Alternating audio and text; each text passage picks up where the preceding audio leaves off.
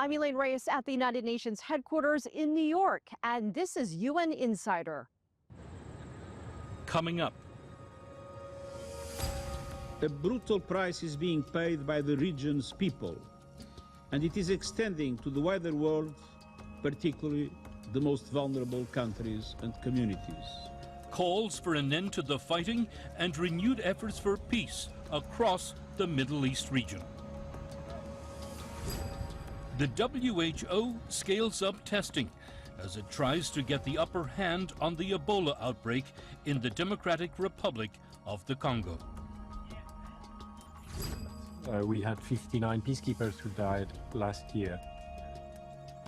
So they're paying a high price. The human cost of peacekeeping. A conversation with the Under-Secretary General for Peace Operations. Next.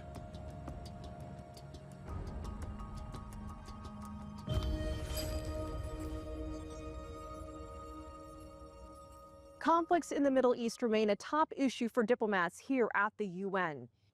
This week, the Security Council held a high-level debate on advancing peace in the region. We're witnessing global violence that involves missiles raining down against babies, houses burned, wars across the globe. Colombia's President Gustavo Petro chaired the meeting. He traveled to New York as his country holds the UN Security Council presidency for the month of June. Despite declared ceasefires, Iran and the U.S. have traded fire, and the standoff at the Strait of Hormuz is having global repercussions. Israel continues to press its military operation in Lebanon, while Hezbollah launches strikes against Israel. Nearly 4,000 have been killed and more than 1 million displaced in Lebanon since March. There's also concern over continued violence and humanitarian strain in Gaza. Diplomats are calling for all sides to honor ceasefires in the region and work toward building a lasting long-term peace. The World Health Organization is working with health officials in the Democratic Republic of the Congo to control an Ebola outbreak. There are at least 550 confirmed Ebola cases in the DRC, with more than 100 deaths. The WHO continues to scale up testing in the Democratic Republic of the Congo. 5 field laboratories have gone up to help increase access and get faster results. But the remote nature of some of the areas affected by the outbreak is still a challenge. Fighting has also cut off some communities from testing. The WHO is also trying to increase contact tracing in its efforts to control the outbreak. Contact tracing is one of the latest pillar of the response. As of now, we have reached 62% of the contacts, but our target is 90 to 95%. Where we are, it is a slow and steady progress, but we have not reached where we want to be. And that comes down to the community trust and working with the community.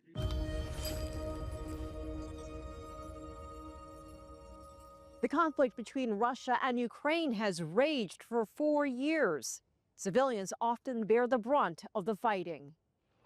UN officials say more than 15,000 civilians have been killed since the fighting began in 2022. Recent months have seen dramatic escalations in aerial attacks from both sides. During a Security Council briefing, diplomats urged Russia and Ukraine to pursue diplomatic solutions and seek an immediate ceasefire. The parties must return to the path of diplomacy. It is not too late to re-engage in dialogue and negotiations in good faith. The long-term security and stability of Europe depend on concerted and inclusive diplomatic efforts to end this war. As a matter of priority, I reiterate the Secretary General's call for an immediate, full, and unconditional ceasefire.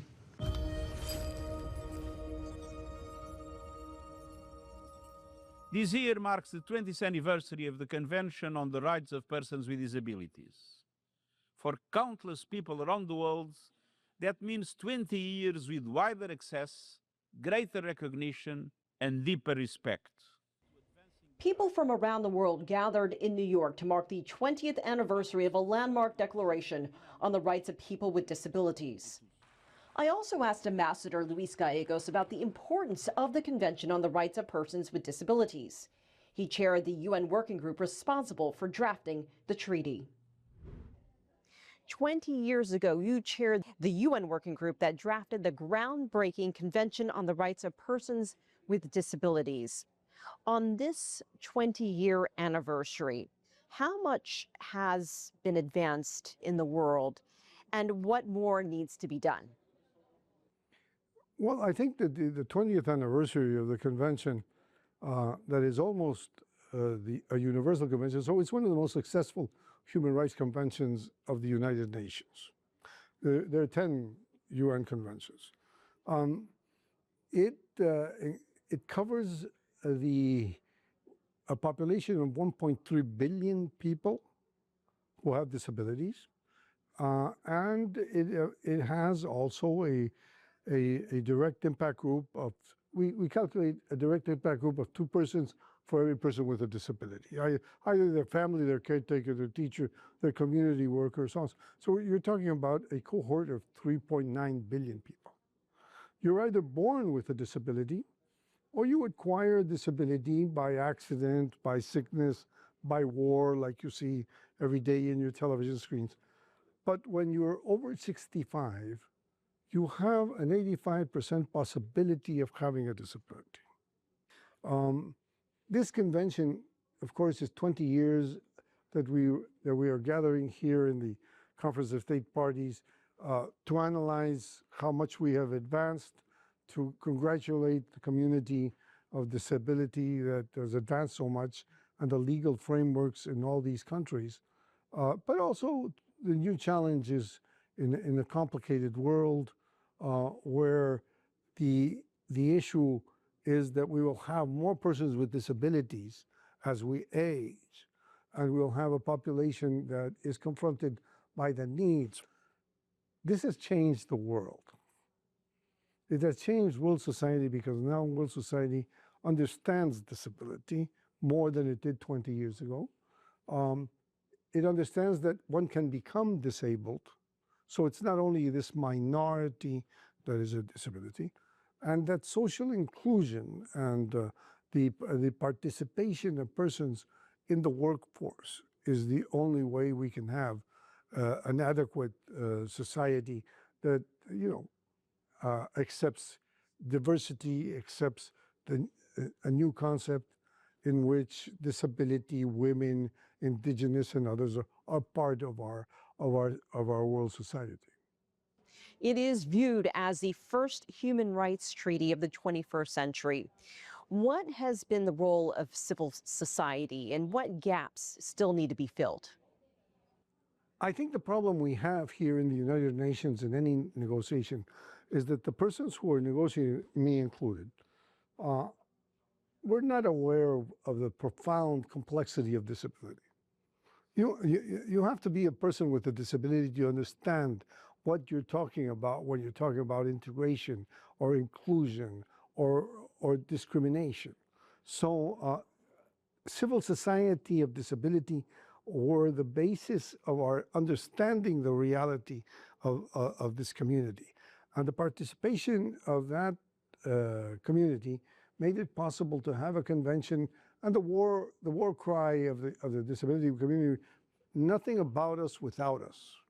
So they were part of the drafting of this convention, and the complexities that you have in this, the variety of disability is so great that only persons with disabilities can explain this to a legislator.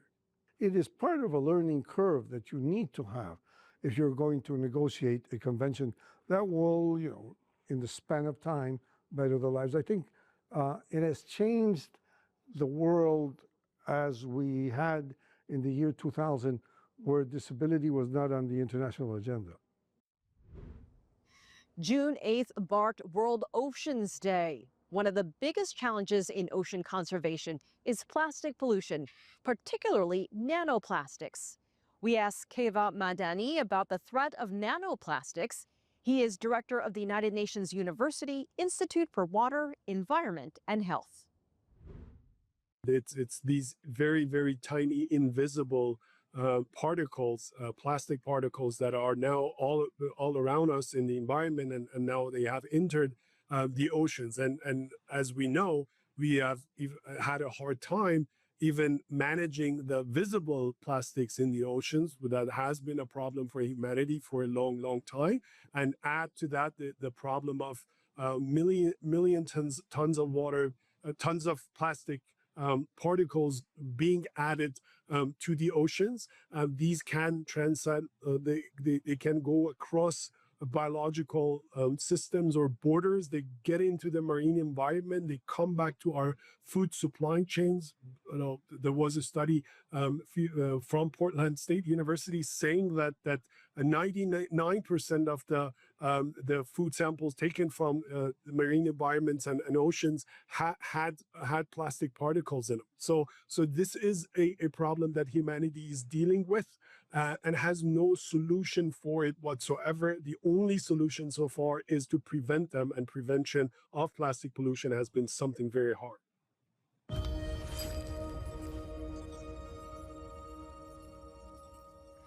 The UN held events marking the International Day for Dialogue Among Civilizations. The day is an opportunity to raise awareness about the value of diversity among different cultures and promote a more harmonious world. Coming up, we had to cut our peacekeeping capacities by an average of 25%. But it means less people are protected. UN Insider.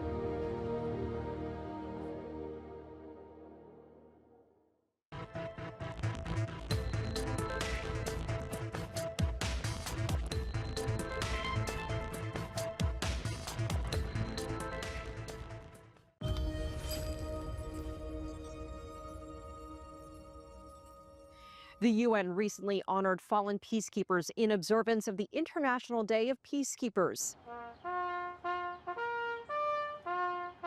Secretary General Antonio Guterres took part in a wreath-laying ceremony at the UN Peacekeepers Memorial. Currently, there are 11 peacekeeping missions around the world. I asked Jean-Pierre Lacroix about the dangers facing peacekeepers. He is the UN Undersecretary General for Peace Operations. USG Lacroix, thank you so much for joining us today. My pleasure. We know that this is a time of remembrance. 59 peacekeepers died last year, adding to the more than 4,500 lost in almost 8 decades. Can you tell us about the theme Invest in Peace and why it is important now more than ever? First of all, the International Day of Peacekeepers, as you were saying, is an occasion to remind us of the achievements of our peacekeepers, at the same time the dangers of peacekeeping. And we had another peacekeepers from Unifield, a Serbian sergeant, Milovan Jovanovic, who died as a result of a malicious incident. And you were also saying that we had 59 peacekeepers who died last year. So they're paying a high price.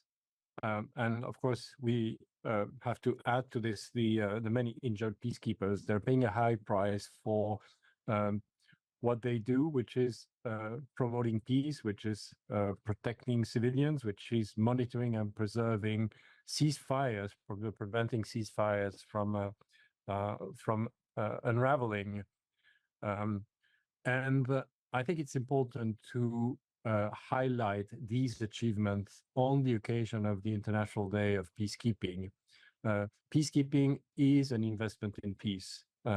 It's an important tool. It's one of the most important tools of the world, really, of the United Nations, to promote peace efforts.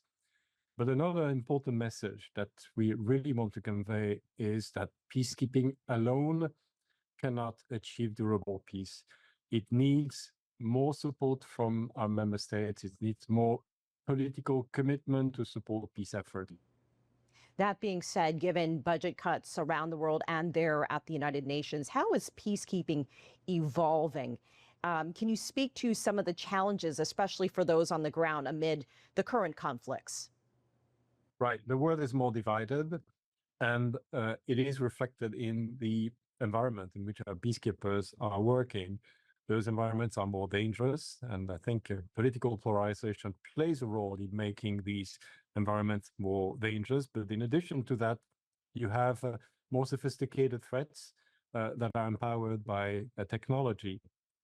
Drones attacks and more sophisticated explosive attacks and the scourge of misinformation, which is really weaponized now against our peacekeepers as well as against the civilians that we were protecting. We need to adapt even more and even faster in the future. And we have many initiatives, many bodies of work that are exactly aimed at that, to improve the safety and security of our peacekeepers, to improve the adoption of effective digital technology that can help us be more effective, be more cost effective. These are the kind of initiatives that we're currently pursuing. And I would add one important body of work as well, which is the implementation of the Women, Peace and Security agenda, the importance, the critical importance of having more women in peacekeeping in senior position and more women empowered in communities with the support of peacekeepers. So it's safe to say that UN peacekeeping is also undergoing reform when it comes to meeting some of those challenges with some of the reduced budget that you've had to deal with. Absolutely. This is an imperative. That doesn't mean that the impact of the cuts that we had to carry out over the last year because of shortages of cash, shortages of liquidity, it doesn't mean that these impacts are not important. They are important because we had to cut our peacekeeping capacities by an average of 25%. But it means less people are protected. It means that our peacekeepers cannot be in as many places as they were before those cuts. And obviously, there is an impact on our ability to protect civilians or to monitor and defend ceasefires. But as I say, we have to adapt to these constraints. We have to adapt to the dangers that the peacekeepers face in the environment. At the same time, we also have to tell our member states very loudly, be consistent. The mandates that you are giving us, you are created those mandates. You are creating those mandates. You know, they come from you. So please be consistent and pay what you have to pay and give our peacekeepers the adequate resources that they need, especially as those peacekeepers are working in extremely challenging environments. You mentioned the recent death of a UNIFIL member, and that adds to 6 peacekeepers who died in Lebanon as a result of the U.S. and Israel war with Iran. What is the situation currently with peacekeepers in that region and the response? It's a very tense and difficult situation, and I really want to pay tribute to the peacekeepers in UNIFIL and the military observers that we have in Lebanon. The environment in which they work is one of high level of violence.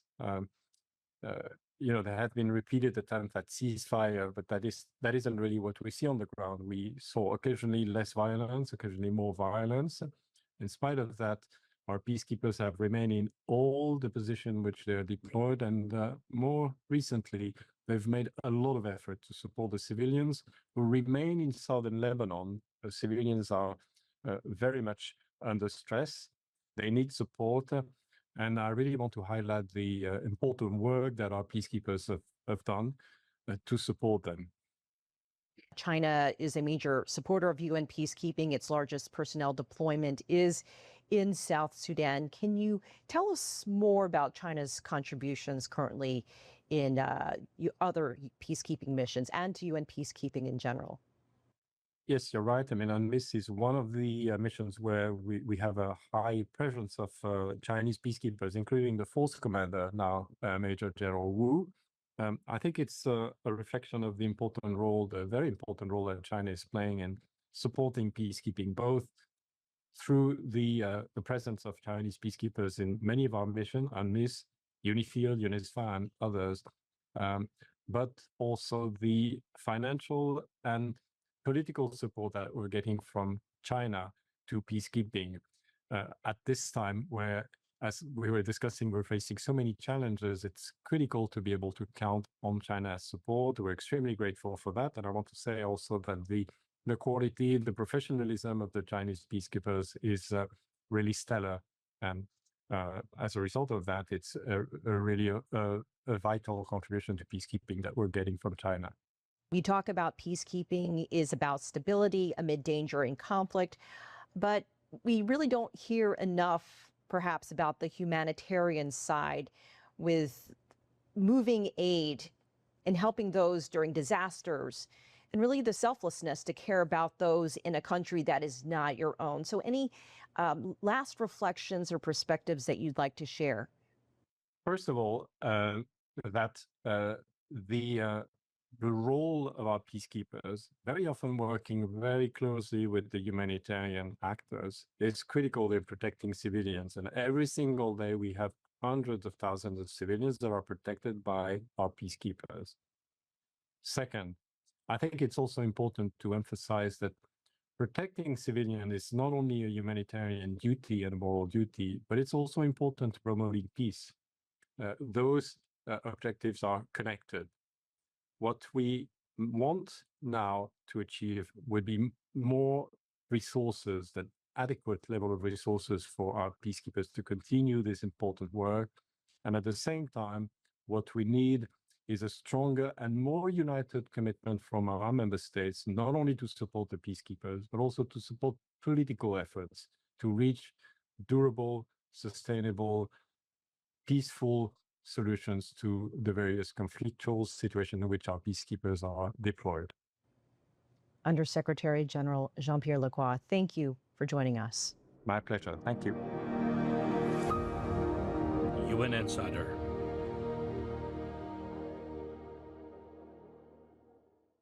Whether it's about your education, the home you live in, or the items you buy, your money has a story to tell. Because every business story is a human story. Global Business.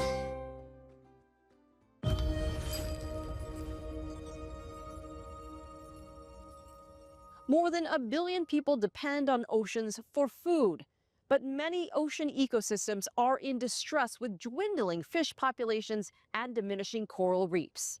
One woman is using her platform to call attention to both the beauty of the underwater world and the need to restore it.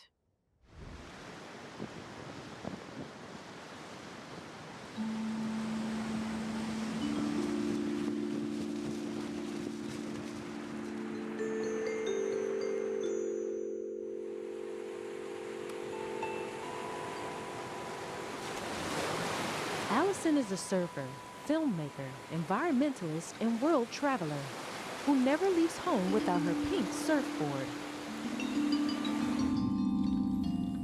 Through her never-ending adventures, she hopes to bring awareness and change to the issue of global pollution and sustainability. A lot of people call the ocean the rainforest of the sea because it provides most of our world's oxygen.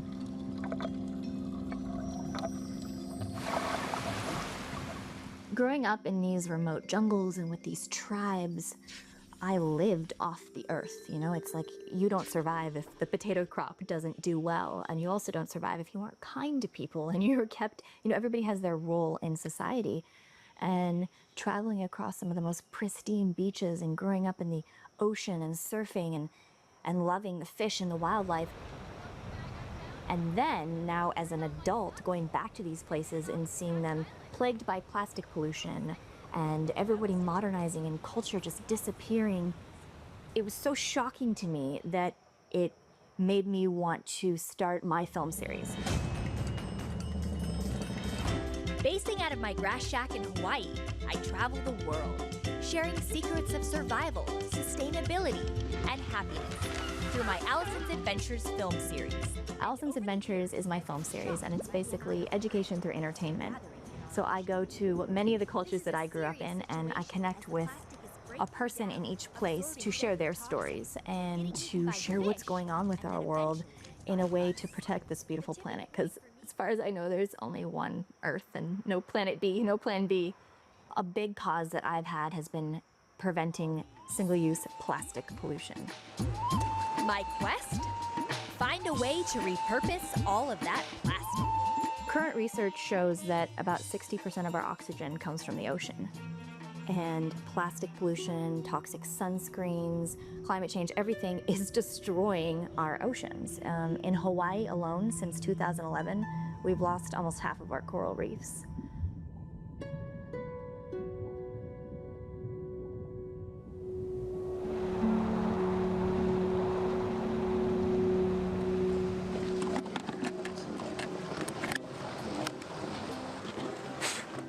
Allison travels the globe with her longtime friend and underwater photographer, Sarah Lee. As a child, I spent my whole life swimming and in a pool and in the ocean. And that's really how I got into water photography, because I just loved being in the ocean more than anything else.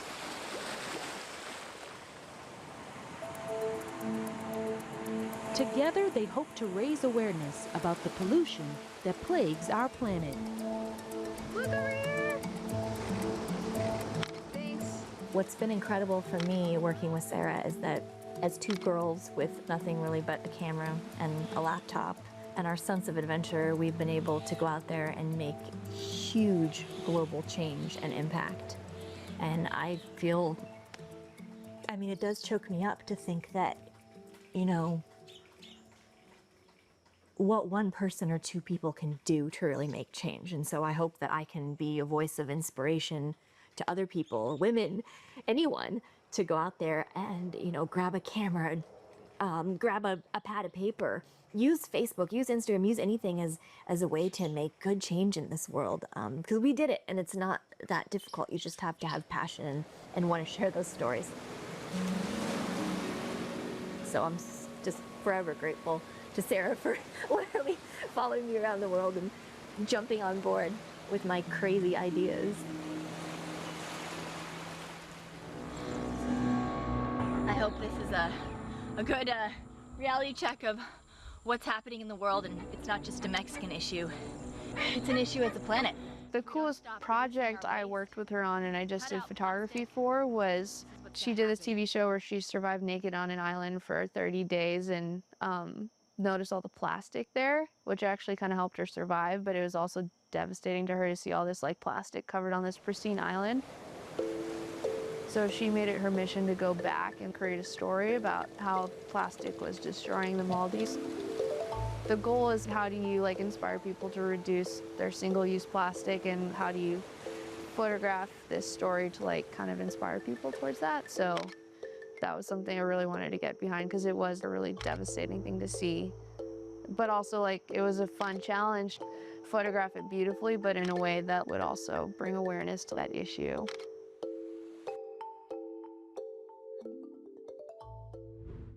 I'm Elaine Reyes at UN headquarters in New York. Thanks for being a UN insider.